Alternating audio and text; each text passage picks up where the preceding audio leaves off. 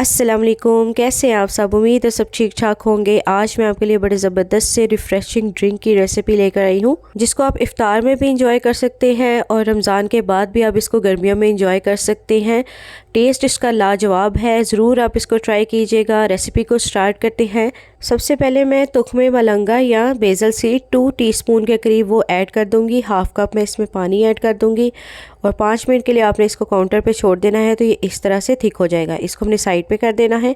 चलिए अब हम जेली बना के रख लेते हैं। हमने हाफ़ कप पानी लिया है, इसको बॉईल करके इसमें हाफ़ पैकेट हमने इसमें जेली का ऐड कर दिया है और अच्छी तरह से इसके पार्टिकल्स को हमने डिज़ोल्व कर लेना है।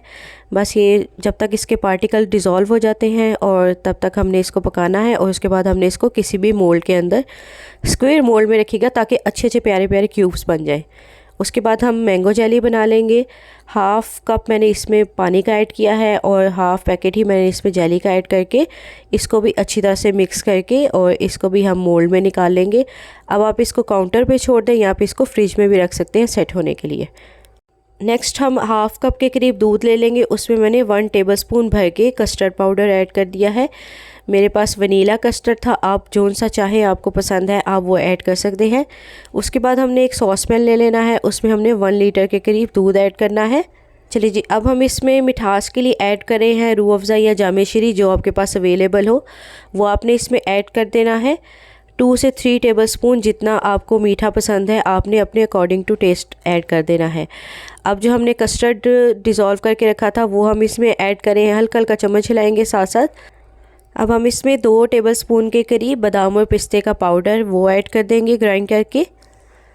अच्छी तरह से हमने इसको मिक्स कर देना है ताकि इसका कोई भी लंप ना बने। बहुत इजी रेसिपी है, बहुत मज़े का बनेगा। आप इसको इफ़्तार पार्टीज़ में बना सकते हैं। बहुत यूनिक सा ड्रिंक है। बिल्कुल 10 मिनट के अंदर अंदर ये आपकी रेसिपी बन के रेडी हो जाएगी। बस इसको आपने ठंडा करना है। आप इसको इफ़्तार से 2-3 घंटे पहले आप इसको बना के फ्रीज़र में रख दीजिएगा अच्छी तरह से चिल होने के लिए। उसके बाद आप इसको मेहमानों को सर्व कीजिए ठंडा ठंडा, बहुत मज़े का लगता है। चलिए जी, 4 से 5 मिनट के लिए हमने इसको कुक करना है, बस इससे ज़्यादा इसको कुक नहीं करना। हमने इसकी कंसिस्टेंसी इतनी ही रखनी है क्योंकि जब ये ठंडा हो जाएगा तो ये ऑटोमेटिकली इसने थिक हो जाना है।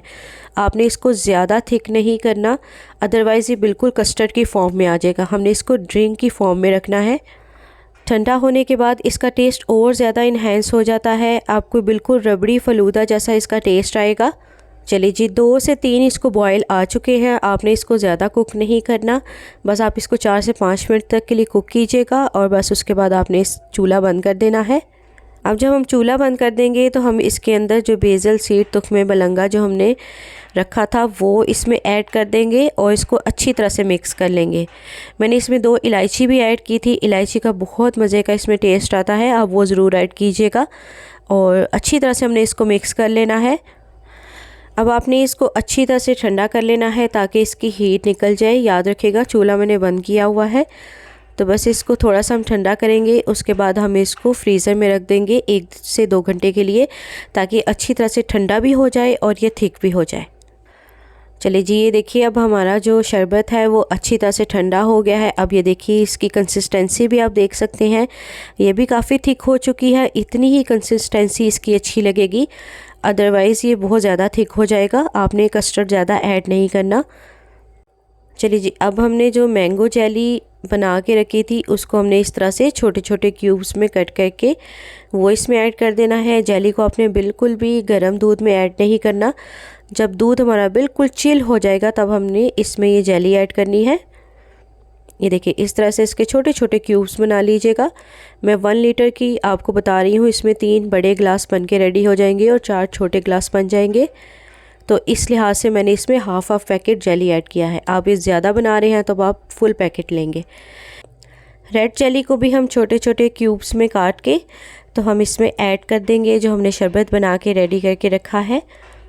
अगर आप चाहें, अगर आपको जेली नहीं पसंद या आप अवॉइड करते हैं तो आप जेली को स्किप भी कर सकते हैं। आप इसकी जगह साबूदाना ऐड कर सकते हैं। चलिए जी, इस स्टेज पे मैंने इसमें थोड़ा सा रूह अफ़ज़ा और ऐड किया था क्योंकि मुझे थोड़ा सा मीठा कम लग रहा था, तो मैंने इसमें थोड़ा सा रूह अफ़ज़ा ऐड कर दिया है। आप भी अपने टेस्ट के अकॉर्डिंग जितना आपको मीठा पसंद है आप इसमें ऐड कर सकते हैं। चलिए जी, हमारा रिफ़्रेशिंग सा ड्रिंक बन के रेडी हो गया है। चलिए जी, अब कोई से भी खूबसूरत से ग्लास लेकर हमने उसमें आइस क्यूब ऐड कर देनी है और उसके बाद जो हमने अपना शरबत रेडी करके रखा है बेहतरीन सा, वो ऐड कर देंगे हम इसके अंदर। अभी मैं आपको वीडियो की वजह से आपको फ़्रेश पोर करके दिखा रही हूँ, अदरवाइज़ आपने इसको पहले फ्रिज में 1 से 2 घंटे के लिए अच्छी तरह से ठंडा कर लेना है और फिर आपने इसको सर्व करना है। फिर इसकी कंसिस्टेंसी भी थिक हो जाएगी। ऊपर से बादाम पिस्तों के साथ आपने इसको गार्निश कर देना है और बेहतरीन सा प्यारा सा आपने इसको डेकोरेट करके अपने मेहमानों, अपने घर वालों को सर्व कर देना है। अगर आपको मेरी रेसिपी पसंद आई है तो मेरे चैनल को सब्सक्राइब कीजिएगा, बेल आइकन को दबाना मत भूलिएगा और मेरे इंस्टाग्राम और टिकटॉक के अकाउंट को फॉलो कर लीजिएगा।